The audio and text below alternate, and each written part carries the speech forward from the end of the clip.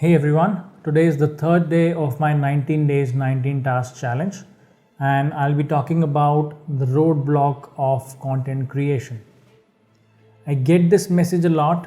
People say that we know our stuff, we know how expert we are in a particular topic or in a particular branch in dentistry, but we don't really get the point of creating content, or we don't know from where we should begin.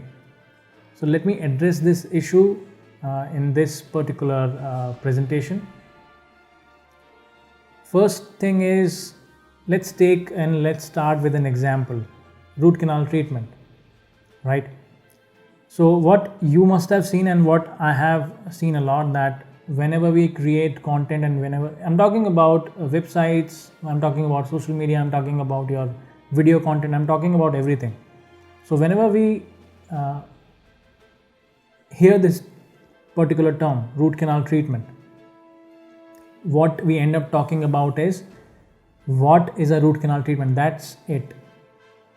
We rarely see a variation in this kind of content, and this is evident in your websites, this is evident on your social media. You can go out and check for your others, your own websites. You can go ahead and check for your competitors' websites. You can go ahead and check your Instagram page, your Facebook page, whichever platform you want to go, and you can check for. You can just go and check for this particular term, root canal treatment, and what max you'll get is, what is a root canal treatment. And the reason is why we don't indulge in diversifying into the content is, we don't have the proper research or feedback with us. And what I mean with research is, we don't look at that particular content with a different, or with a third eye. We just see it from a dentist perspective. We just think and we just assume that what a person should know or what a patient should know is, and it should be only about what is a root canal treatment. What I mean with feedback is, we never go ahead and ask our audience about what they want to see and what they would like to see on our social media or video content or our websites. Okay, and then there is curse of knowledge. What is the curse of knowledge? It is a cognitive bias. So which makes a person think and assume unknowingly that whatever they are trying to communicate, the other person is going to understand that. Sometimes it is also known as the curse of expertise. So how to counter this? There is a strategy called as niche down strategy. And what we do is, we take a parent topic and we niche down.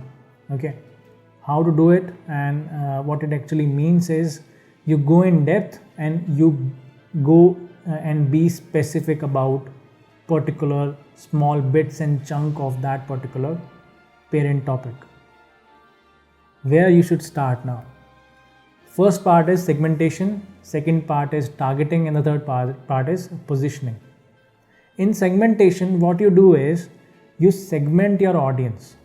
You find out their pain points and you find your audience, who's going to listen to you, who's gonna for whom you're gonna create your content. In the second part, you only focus on that particular group and leave others behind. Okay, if we are talking about one particular content, that particular content or that style of content creation should be focused for a single group of individuals. Okay, so first part is identification in segmentation, and the second part, that is in targeting, is you should focus on that particular group. Now the third part is positioning. In positioning, you understand and you position your brand differently in front of your target audience, right? And it also means how well you're positioning your brand as far as your you and your competitors' content is concerned.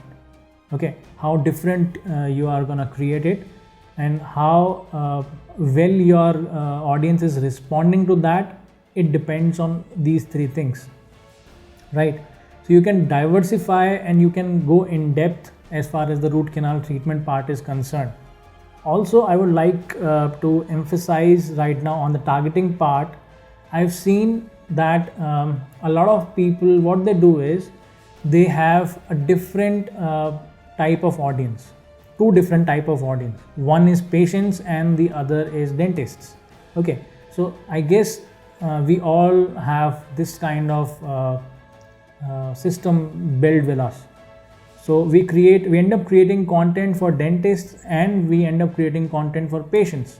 And what we do is we mess things up.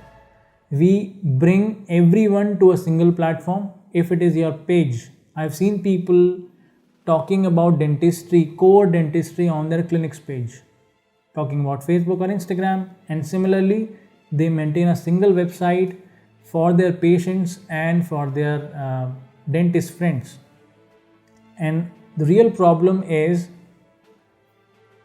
if let's say a patient is somehow stumbling on your website or Facebook page or Instagram and you have a distraction in front of their eyes. Let's say if he is looking for something about root canal cost or how much painful is the root canal treatment, and if he sees something about your research paper or your study that you have done or a type of implant system you have incorporated in your clinic, it becomes a distraction for the patient, and the entire agenda or the entire intent of the patient gets down to zero.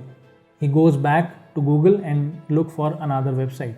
Similarly, for a dentist, if let's say you have a single website where you are pushing content for patients also and you are trying to bring dentist friends to that particular website, what happens is when a dentist friend comes to your website, he is looking for something related to dentistry, and while finding that particular topic, he gets distracted by whatever content you created for the patient. And now the agenda shifts from getting information about dentistry to checking what my competitors is doing as far as his patients is concerned.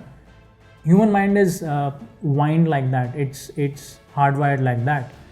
Whenever we have somebody in a similar fields working, we kind of take that into a competition. Okay, so that's what end up happening.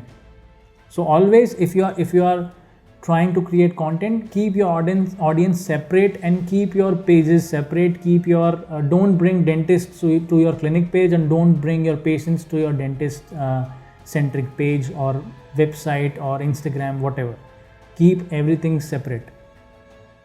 Now you get the idea how to break something down. Let's break root canal treatment.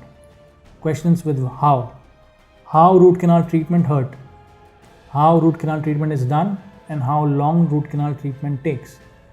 One term root canal treatment and multiple questions and multiple answers. So that's how you diversify and get indulged into the content. Similarly, you can have multiple variations of the same. When root canal treatment is required and when root canal treatment fails. Again, one single term root canal treatment and multiple ramifications.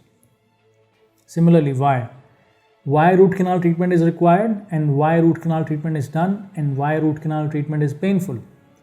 Also, the question 1 and question 2 is not the same. They both have different answers. Okay, for you can think for a while and you'll come to a conclusion that they have different answers to both. You have different answers for both of these questions. So you can go ahead and form different questions in this particular manner, and the best idea is to ask your patient what they want to see and at least lay that particular data down, what they are actually asking you during the treatment, what kind of conversation you have with your patient during the treatment. You can create a lot of content from that particular conversation itself, right? That's it from me, at least for this session. I'll see you tomorrow with a different tip, trick or tutorial. And before saying my goodbye, just go ahead and please follow us on Facebook, YouTube and Instagram. Just search for Underdog Dentist. I'll see you around. Goodbye.